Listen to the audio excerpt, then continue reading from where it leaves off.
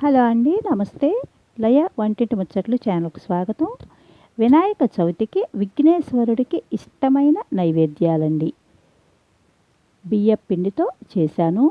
ముందుగా కొబ్బరికాయ కట్ చేసి ముక్కలు కట్ చేసి మిక్సీలో వేసి మెత్తగా పట్టుకోవాలండి, లేదంటే కోరుకోవాలి. ఇలా మెత్తగా పట్టి స్టవ్ మీద పెట్టండి.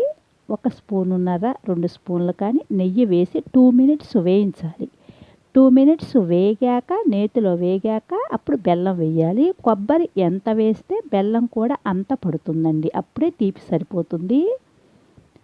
బాగా ఉడకాలి. ఆ బెల్లంలో ఉడికాక చిటికెడు కర్పూరం వేసుకోవాలి, నలిపి వేయాలండి. పచ్చ కర్పూరం, చిటికెడు పచ్చ కర్పూరం నలిపి వేసి యాలకుల పొడి వేసుకోవాలి. ఇందులో పచ్చకర్పూరము యాలకుల పొడి వేస్తేనే టేస్ట్ అండి. చిటికెడు యాలకుల పొడి, పచ్చకర్పూరం 2 వేసాను. అలా ఉండల్లాగా బాల్స్ లాగా చేయాలి. కొన్ని బారుగా చేశానండి, జిల్లేడు కాయల్లాగా చూపిద్దాము అని. అలా బారుగా చేసిన వాటిని జిల్లేడు కాయల్లాగా చెప్తారండి. అలా అన్నీ రౌండ్ బాల్స్ లాగాను బారుగాను చేసి రెడీ పెట్టుకుని ఇప్పుడు బియ్యం పిండి ఉడకబెట్టుకోవాలి. 1 కప్పు బియ్యం పిండికి 2 కప్పులు వాటర్ పోసుకోవాలండి. 2 కప్పులు వాటర్ పోసి అందులో కూడా నెయ్యి వేసుకోవాలి. 1 స్పూనున్నర నెయ్యి వేసుకోవాలండి.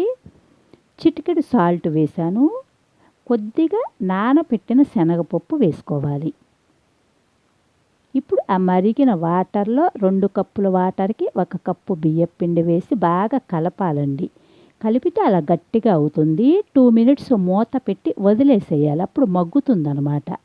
ఆ వేడి కొద్దిగా తగ్గాక మెత్తగా కలపాలి, స్మూత్గా ఉండాలి పిండి బాగాను. కొద్దిగా నెయ్యి రాసుకుని అలా కలిపితేనండి అదిగోండి అలా అంత స్మూత్గా ఉంటుందన్నమాట.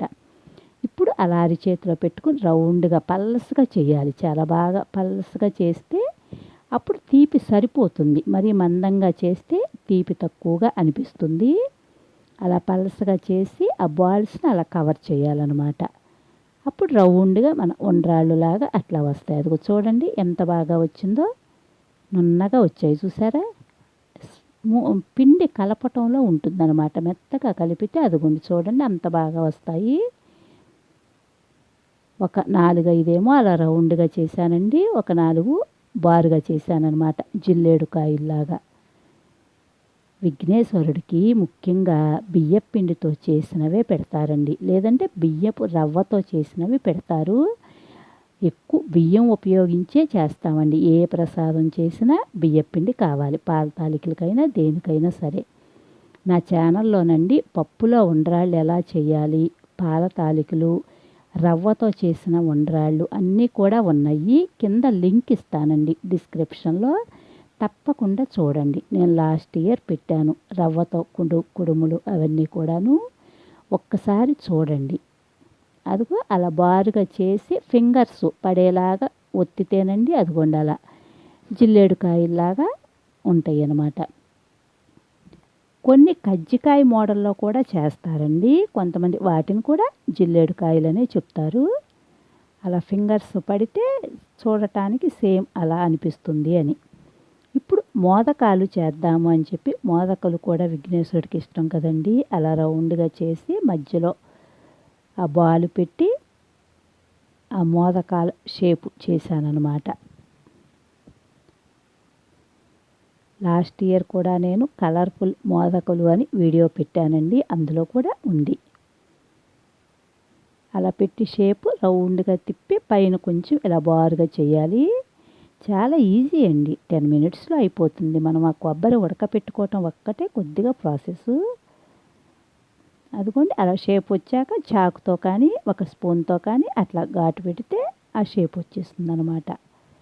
మీరు నా ఛానల్ సబ్స్క్రైబ్ చేసుకుని సపోర్ట్ చేయండి, లైక్ చేయండి తప్పకుండా. ఇదిగోండి ఇది ఒక మోడలు, అంటే కజ్జికాయ షేపు లాగానమాట. ఇప్పుడు వీటిని ఆవిరి మీద ఉడకపెట్టుకోవడం చాలా ఈజీ ప్రాసెస్ అండి. ఇవన్నీ కూడా విఘ్నేశ్వరుడికి ఇష్టమైన నైవేద్యాలు. పైన బియ్యం పిండిది మాత్రం మనం చేసుకునేటప్పుడు పలసగా చేసుకోవాలండి. పలసగా చేస్తే అప్పుడు స్వీట్ సరిపోతుంది. అదిగోండి అలా. చాలా ఈజీ ప్రాసెస్ అండి.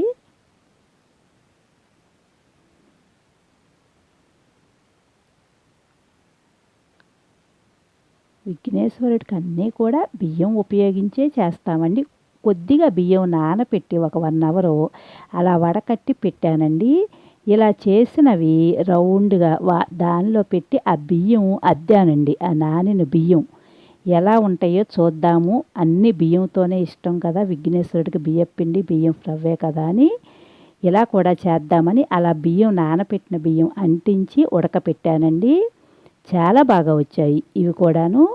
గిన్నెలో వాటర్ పోసి ఆ వాటర్లో ఆ బెజ్జాల బుట్ట పెట్టానండి ఆవిరి మీద ఉడకపెట్టడం కోసం. ఇప్పుడు ఆ తయారు చేసినవన్నీ కూడా అందులో పెట్టి ఒక 15 మినిట్స్ కానీ 20 మినిట్స్ కానీ మీడియంలో పెట్టుకుని ఉడకపెట్టుకోవాలి. హైలో పెట్టవసరలా, మీడియంలో పెడితేనండి చక్కగా ఉడికిపోతాయి. అదిగోండి ఆ బియ్యం నానపెట్టిన బియ్యం అంటించాను. అవి చూడండి ఎంత బాగా వచ్చాయో. అదిగో ఒక 15 మినిట్స్కి అలా ఉడికాయండి. బాగా వచ్చాయి, మెత్తగా చక్కగా ఉన్నాయి. మీరు నా ఛానల్ సబ్స్క్రైబ్ చేసుకుని సపోర్ట్ చేయండి, లైక్ చేయండి తప్పకుండా. చాలా ఈజీ ప్రాసెస్ అండి. అదిగోండి బాగా వచ్చాయి. ఒక్కసారి ట్రై చేయండి. అదిగో బియ్యం అంటించాను కదా, అవి చూడండి ఎంత బాగా వచ్చాయో. విఘ్నేశ్వరుడికి ఇష్టం కదా, చూద్దాము అని చెప్పి అలా ట్రై చేశానండి. ఒక 1 అవర్ నానాయి కదా బియ్యం, బాగా వచ్చాయి. అక్కడ ఓం అని రాశానండి. మీరు తప్పకుండా లైక్ చేయండి. Thank you.